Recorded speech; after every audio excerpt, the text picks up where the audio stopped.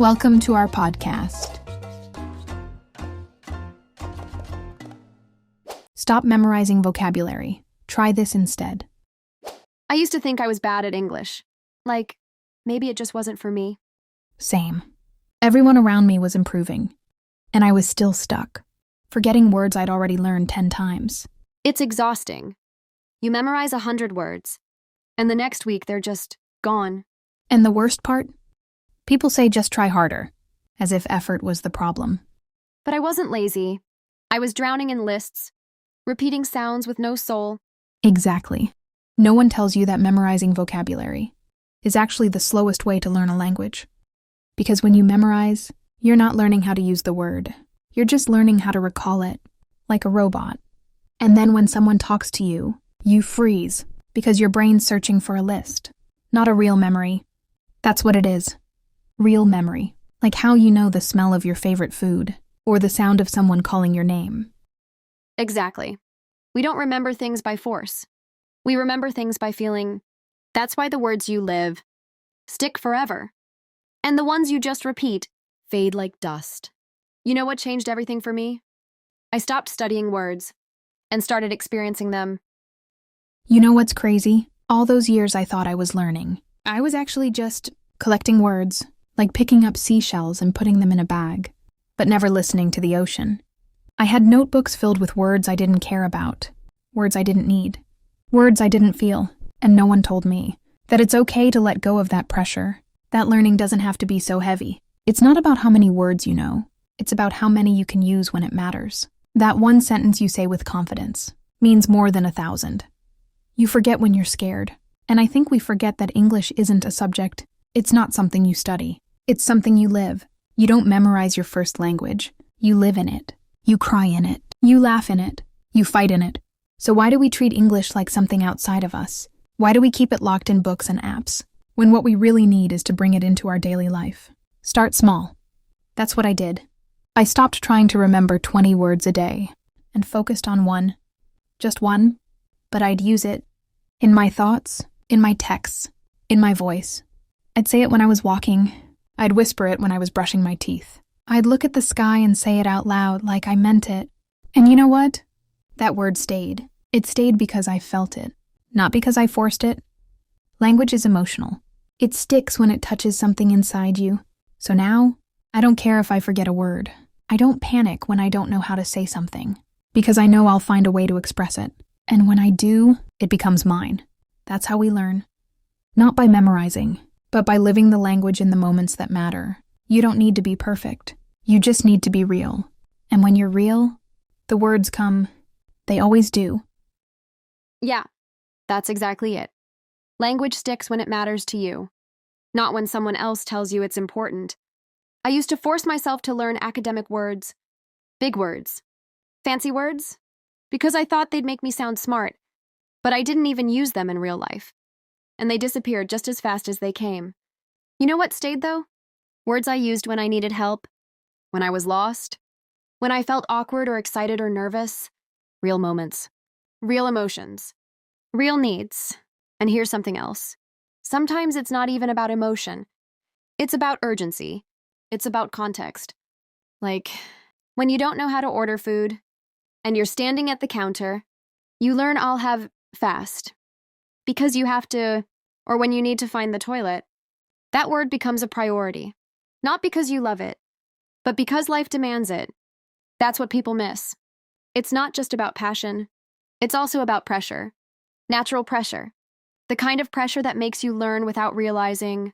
And that's why I stopped studying English in silence. I started living it out loud. Not just thinking the words, but using them in real situations. Talking to myself, ordering food, asking for directions, reading menus, reading signs. It's all language. It's all input. And that input becomes output. Not through memorization, but through need. That's the shift. From study mode to survival mode, even in small ways. Because when your brain believes this word matters, it keeps it. That's how I learned. That's how we all learn. You don't need more words. You need more reasons to use the ones you already know. But what if we don't live in a place where people speak English? What if we never get the chance to use the words we're learning, because let's be honest, most of us aren't surrounded by English. We live with our families. We hang out with friends. We go to work or school, and it's all in our native language. So how are we supposed to practice? How can we use the words if no one around us is speaking them? I asked myself that question for years, and for a long time, I used it as an excuse. I told myself, that's why I'm not improving. But one day I realized something. If the environment won't give me English, I'll create it myself. Not perfectly, not fluently, but consistently. I started by talking to myself. It felt silly at first, but it worked. When I woke up, I'd say, I'm so tired today. When I was cooking, I'd say, I need more salt. When I looked outside, I'd whisper, it's cloudy again. Just small things, but real things. I wasn't waiting for someone to speak English with me. I was becoming that person for myself, and that changed everything. Because every time I did it, my brain was learning to connect English to my life, not to a textbook, not to a test, to me. Then I started thinking in English, not all the time, just little parts. Like, what should I eat? Where did I put my keys? I need to finish this today. Thoughts like that, they're natural. They happen all day. So why not use them? And from there, I built habits. I set my phone to English. I watched YouTube without subtitles. I listened to songs and tried to sing along, not to study, but to feel. I even started journaling, one line a day, simple, honest things like, I felt sad today, but I don't know why, or I'm proud of myself for trying. And slowly, English wasn't a subject anymore. It became a part of my day. And here's the truth. You don't need a native speaker to improve. You just need to make space for English in your daily life. Talk to your reflection. Talk to your pets. Talk to the sky. No one's judging. Language is a relationship. And like any relationship, it grows when you show up for it, even if it's just you and your thoughts. So no, we don't all live in English-speaking countries, but we all have a mind, a voice, a day to live through, and that's more than enough to start using the words and make them stay. You know what's funny? I tried all that too. Talking to myself, changing my phone language, watching videos, and it helped. It really did, but it didn't really stick. Until I found something that made me want to keep going. Not because I had to, but because I wanted to. And for me, that was music. Not exams, just music. There was this one song, and I couldn't stop listening to it. I didn't understand every word, but I could feel it. And I wanted to know more. What is this line saying? Why does it make me feel this way? How do I say that in my own words? And that's when things started to change. I wasn't just learning English anymore. I was learning to connect, to feel, to express, to understand something that mattered to me. And I think that's the piece most people miss. We try so hard to learn, but we forget to love it. We forget to care about what we're saying. It's not about repeating phrases like a robot. It's about saying something real, even if it's just, I miss you, or I'm tired of pretending I'm okay. Those are the sentences that stay with you, because they come from something deeper. So if you're trying to learn English, don't just force it. Don't just follow someone else's method. Find your reason. Maybe it's a movie that makes you cry. Maybe it's a quote that feels like your life. Maybe it's a dream you've never told anyone. Whatever it is, hold on to it. Let it be your reason to open your mouth, to keep listening, to keep practicing. Because language is not just words. It's meaning, it's memory, it's emotion. And when you learn English that way, you don't forget it. It becomes yours. It becomes a part of your story. Exactly. That's the thing nobody tells us clearly. You don't need to memorize vocabulary one by one. That's not how your brain works. You don't learn your native language like that. So why would English be different? The mistake I made for years was writing long vocabulary lists, 10 new words a day, sometimes 20. I'd write the word, write the meaning, make one example sentence, and then I'd close the book. Guess what? I forgot it the next day because a word, without a story, without a situation, without a reason, is just a noise. So I stopped doing that. Instead, I started collecting phrases, not words. Phrases, chunks of language that people actually use. Like, I'm not really sure. Let me think about it. That sounds good. These are not difficult, but they're powerful because that's how people speak. That's how real conversations happen. And when I learned phrases, they stuck in my head like lyrics from a song because they had rhythm, they had emotion, they had purpose. Another thing I changed was where I learned the words from. I stopped using lists from textbooks and started listening to people, videos, podcasts, vlogs, movies, even TikToks. And every time I heard something I liked, I'd pause, repeat it, say it out loud, and write it in a little notebook. But not just the phrase. I'd write where I heard it, what the person was doing, how they said it, what the tone was. That's context. That's memory. So when I saw the phrase again, my brain would go, oh yeah, that's what the girl said when she was excited. Now I don't just know the phrase, I feel it. And once I feel it, I can use it. That's how you make vocabulary yours. Not by forcing it, but by letting it live in your life. So, if you're still trying to memorize 10 random words a day, try this instead. Learn one phrase, one useful, natural phrase. Use it 5 times today. Say it out loud. Write it in a sentence. Use it when you talk to yourself. Use it when you message your friends. Make it real. Make it part of you, and it will never leave. I get what you're saying, and I agree. Phrases are so much better than single words. No one really talks in isolated words. We talk in thoughts, in pieces that connect. But, can I be honest with you? I tried the whole learn phrases thing, and it didn't really work for me. I wrote them down. I even repeated them out loud. But when I actually needed to say something, my mind still went blank. It's like the phrase was there, but I couldn't reach it when I needed it most. And I think that's what happens when we collect language, but we don't organize it in a way that works for us. See? For me, learning English isn't just about input. It's about building a system in my brain, not a list, not a phrase book, a system. Because language isn't just a box of phrases, it's a map. And if I only collect little pieces, without knowing how they connect, I get lost. So what I started doing was building categories inside my mind. Let me explain. Let's say I hear the phrase, I'm not really sure, but I don't stop there. I ask myself, okay, what other ways can I say that? Can I say I'm not certain? How about I haven't decided yet? When would I use each one? I build a little folder in my head. A group of expressions that all belong to the same feeling, or the same situation. Now, it's not just a phrase floating in space. It's part of a family, a system I can access when I need it. Because let's be real, when you're in a conversation, you don't have time to scroll through 100 random phrases in your mind. You need pathways. You need to know where things are, how they relate, which ones are more formal, which ones are more casual, which ones you'd use when you're angry, or tired, or joking. And most importantly, you need to make it your own. I've seen people copy phrases from YouTube, say them perfectly, but with no connection, no energy, no personality. It's like watching someone wear clothes that don't fit, because the phrase isn't alive for them. It's just memorized. So what's the difference between that and memorizing words? Not much. That's why I started thinking in categories. Not learn 10 phrases a day, but learn how to talk about disappointment. Learn how to describe something you love. Learn how to ask for help without sounding rude. That changed everything for me. Now when I hear a new word, I don't just write it down and move on. I ask, where does this word live in my life? What does it want to be connected to?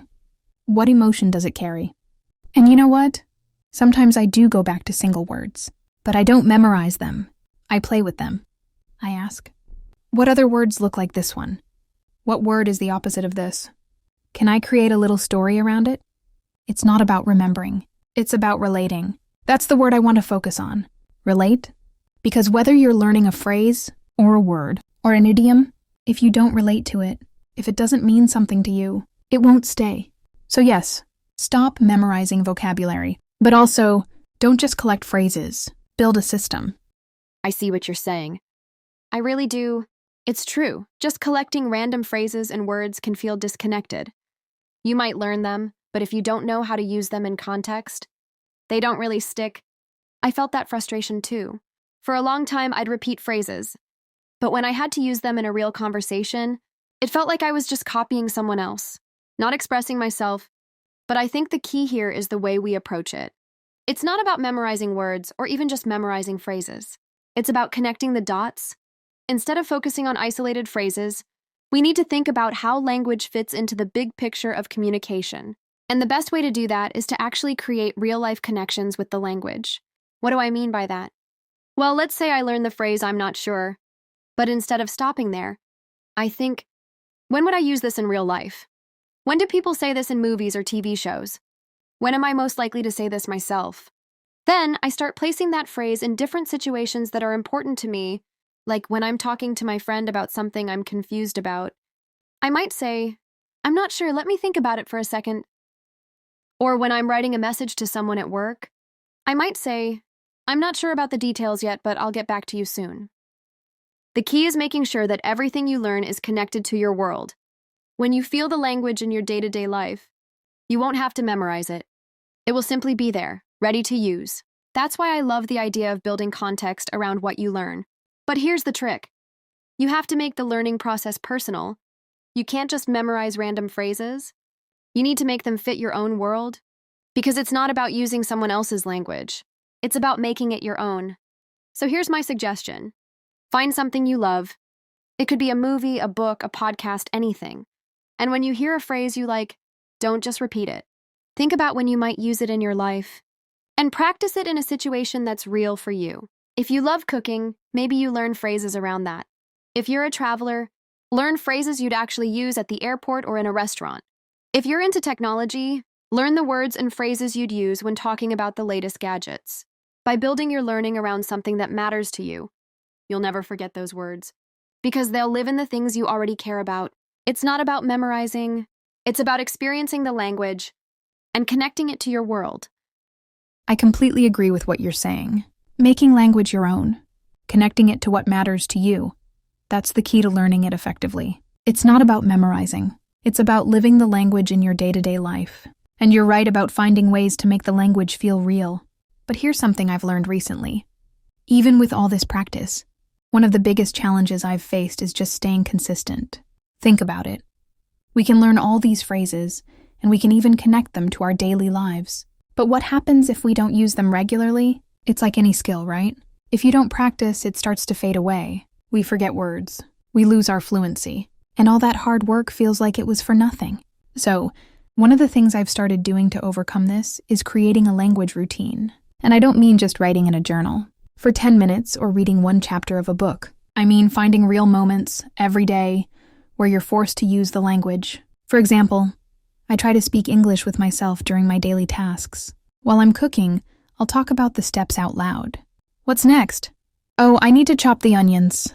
I even start talking to myself about random things, how I'm feeling, what I want to do today. Sometimes I pretend I'm giving a presentation on something I just learned.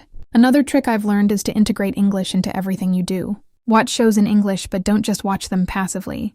Pause and repeat parts that you like. Try to speak along with the characters. You'd be surprised how much it helps to hear and then speak the language together. If you're watching something, turn on the subtitles. Not just in your native language, but in English. It'll force you to pay attention to what's being said, and you'll connect new words to their meanings instantly. And the great thing is, we don't need to be in an English-speaking country to do this. We don't need to wait for the perfect opportunity. We just need to create it in our own lives. That's the secret to long-term success. We need to keep the language flowing daily, and make it a habit that fits naturally into our routine. Instead of seeing English as something we do only when we're studying, we start seeing it as something we do every single day. Even if it's just for 10-15 minutes, that consistency keeps the language alive in our brains. You don't need a perfect environment. You don't need to be in London or New York. You just need to commit to finding small moments where you're actively using English. And that's what makes all the difference. It's not about big leaps. It's about consistent steps that add up over time. So yes, using phrases in context is important. But equally important is making sure you practice and use the language daily, even if it's just you in the mirror or you in the TV screen. It keeps you connected to the language and helps you build real fluency. At the end of the day, everyone learns in their own way, right? There's no one-size-fits-all method, and that's the beauty of language learning. What works for me may not work for you, but that doesn't mean we can't all find a path that fits our individual needs and strengths. So, after this conversation, I hope you've gathered a few ideas to experiment with. Maybe you'll try integrating English into your daily routine. Maybe you'll focus on connecting phrases to your own world. Or maybe you'll explore even more methods that resonate with your learning style. The key is to keep experimenting and finding what works best for you. If you've made it this far, I really want to say congratulations. You're part of a small group of learners who are truly dedicated to improving their English. More than 90% of people out there may give up halfway or never truly commit, but you, by sticking with this video until the end, showed that you care about getting better. And that's something to be proud of. So keep pushing, keep learning, and remember, progress is a journey, not a destination. If you've found any of the tips helpful or have any of your own to share, please leave them in the comments below. We'd love to hear what's worked for you and what hasn't. And of course, if you enjoyed this video, don't forget to hit the like button and subscribe. We'll be back with more tips, so stay tuned for the next video. See you in the next one.